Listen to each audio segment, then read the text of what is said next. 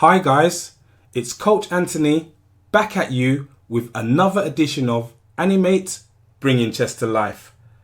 Hopefully you have watched part 1 already. If not, that video is linked into the description box below. Today I would like to look at some special rules of the king. As we already know, checkmate is the aim of the game of chess. So the king is undoubtedly the star of the show. Let's look at some key rules which will prevent us from making illegal moves in a game of chess. First up, on screen we have two kings. Two kings are never allowed to be next to each other. That means they can't sit like this, or like this, or even like this. They must be separated by one square. Well, why is that, some of you may ask? Let's explain that.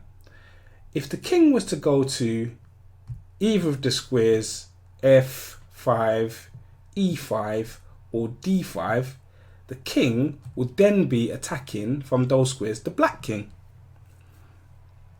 And if you remember, when a king is in danger, we call it check. And as a quick recap, what are those three options? I hear you saying it: capture, block, or run away. Great. But the one problem with this is, say for example the king was on the square e5, but the black king would be attacking the white king at the same time, which means we'd have two kings in check at the same time, which is completely crazy, so it's not allowed. Okay guys, special king rule number 2. Kings can never ever be captured. We notice that the king sits on e file. This is where its beginning position is, on the square e1 for the white king and the square e8 for the black king. Kings are eternal. They are everlasting. All you're allowed to do in chess is place the king in check. And if your opponent cannot get out of check, then it's game over, checkmate. You never physically take the king. On to special rule number 3. Kings are not allowed to go to any square which puts them in check. What do we mean by this?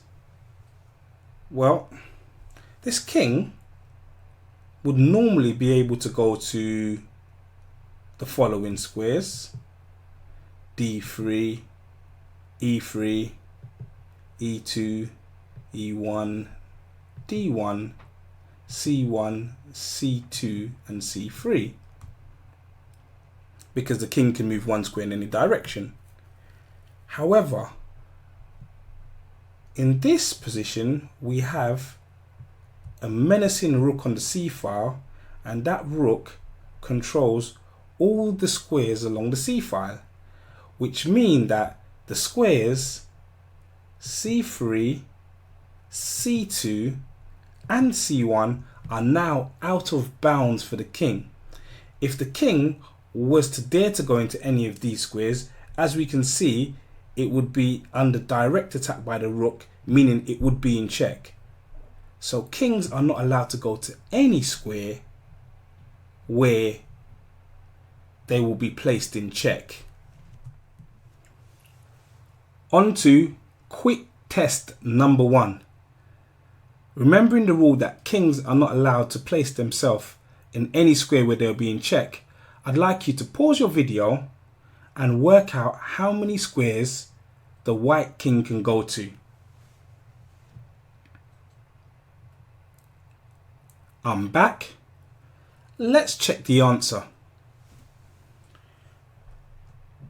Let's look at all of the squares the king would normally be able to go to. And we have one square away. Remembering the king's a rook and a bishop, we can find all the squares the king can go to. Now the question is, how many of these are being controlled? Hopefully you spotted easily the rook along the d file, which automatically took out all of the squares on the d file the king is not allowed to go to. And maybe you even spotted that the knight controls the square d4, which also stops the king from going to that square. Well, the queen is a rook plus a bishop, so we can see the queen controls the f file. So it also means that the squares along the f file are out of bounds.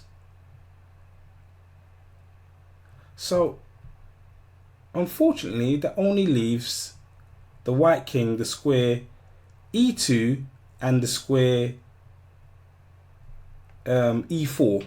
So that's just two squares available for this king. Here is another position.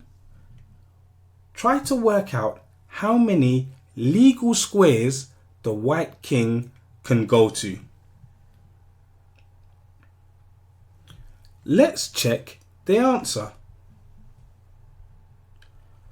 We have a pair of black bishops, we have 3 pawns, and we have a black king. Let's see what squares are being controlled. So first of all, let's look at this light square bishop. It is controlling a lot of squares along this particular diagonal. But the squares that are of importance to us are the square f5 and the square e4. This means the king cannot go to any of those two squares. It is off limits. We also have another bishop on a7, dark square bishop, and that bishop is controlling a lot of dark squares along this diagonal, and in particular the square d4, which also prevents the king from going to the square d4. We also have the little guys. We have the pawn on c6 controlling the d5 square, and we have his friend on d7 controlling the e6 square. So we see the only squares really available for the white king is the square d6, the square f6, and f4. So the answer was 3 legal squares. Special rule number 4. Kings are not allowed to take any piece that has protection.